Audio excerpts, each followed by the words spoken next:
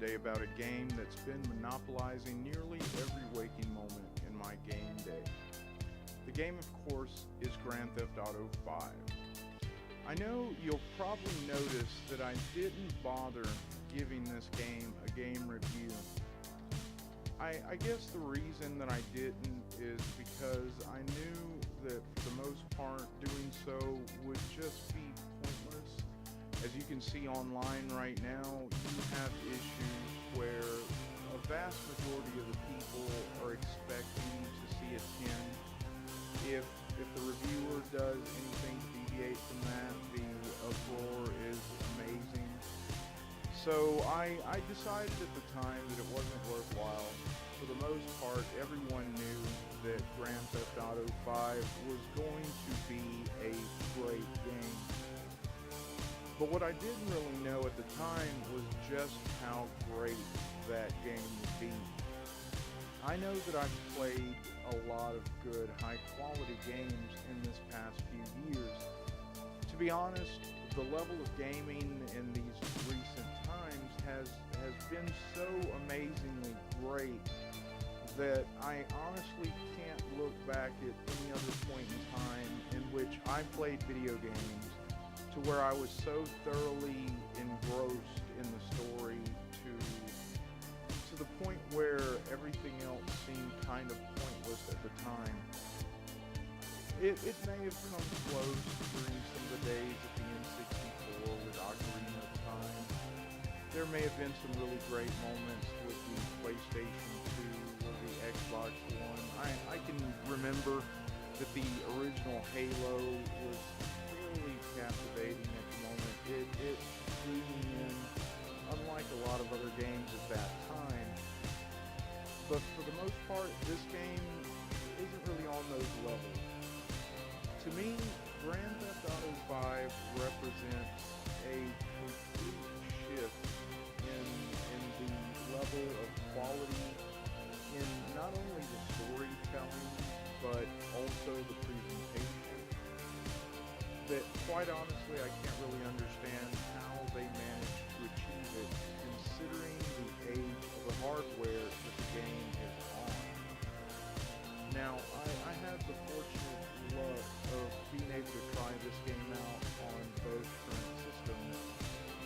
Originally, I tried it on the PlayStation 3. I was able to spend around 10-15 hours on that system. And then I ended up getting it on the Xbox 360, which allowed me to see what it was like on that hardware. And to be honest, I can only say that I'm completely amazed at what Rockstar was able to achieve with GTA 5. For the most part, I have a fairly good computer. I would say it's reasonably high-end. It's definitely not top of the line. It was a really good computer maybe a year and a half ago. But when I play games on that PC, things like Battlefield 3, the visuals that I'm able to get from that surpass anything that you're going to see on a console game. It's just day and night. But Grand Theft Auto 5 on the consoles has in some magical way managed to approach those types of levels in graphics where I understand that there will be some fans for the PC that'll say, no, that's not even possible, and I get that. It's not like GTA 5 on the Xbox 360 has all the little touches that a Battlefield 3 game on the PC has. But if you're fair and you're honest, I play Saints Row 3 on the PC. I play it on DirectX 10 and 11. I have the settings set to as high as they'll go.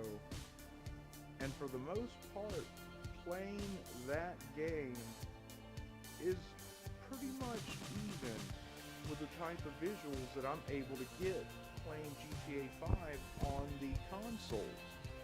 Now, when you take that into account, That's fairly amazing when you consider the age of those systems. I mean, what was it? Was it 2006 or 5 when the Xbox and the PS3 came out? That hardware is old. And for those games to be able to put visuals out that are very close to what Saints Row has using DX11 on fairly modern computers is an achievement that I really do not understand how Rockstar was able to achieve that. Then, once you look past the visuals, once you get to the meat of the game, which is the story, all I can say is, wow. I play video games a lot. I've gone through many different types of games. I've got every system you can imagine. And with that, I do my best to play all the top-end games to make sure that I have a good understanding of what's out at the time. And doing that, I'm able to see, you know, as a unbiased person, what each system has to offer, because there usually are some first-party games that are of such high quality that you aren't able to get an exact comparable third-party game to compare it to. But in this situation, GTA 5, you obviously can get it both on the 360 and the PS3, but I believe in my mind and in my heart that this game has surpassed any in recent memory. The thing that I can say is that this game does something that nothing else has done in recent memory. It leaves me with my jaw on the floor all the time. I can seriously say that while I am playing this game, I genuinely have moments when I smile. I have moments when I laugh. And there are moments when I'm just dumbfounded as to what Rockstar was able to do. How they managed to weave such a complex and intricate story that somehow just flows through 3 different protagonists is simply amazing. I don't know how they managed that. I've seen some really good first-party games and some third-party games. You know, there's games like Uncharted where the story is really well done. But this game puts everything to shame. Now, with that said, it should be pointed out that this game does not belong in the hands of any children. I know that may sound prudish, and for the most part, I'm a fairly liberal guy. I think that games don't really affect the minds of our kids that much. I played violent games when I was a child, but the story does tend to dip really low into mature subject matter, to say the least. So I wouldn't exactly recommend it as a Christmas present for a 10-year-old kid. But if you're a responsible gamer, if you're an older gamer, and you want to play something that, you know, while it is somewhat, you know, a bit vulgar at times, it is going to be such a memorable experience that I highly recommend anyone out there that hasn't played it up to this point, give this game a try. Check it out. I guarantee you that at some point in this game, you're going to be floored by some of the experiences that you're able to have.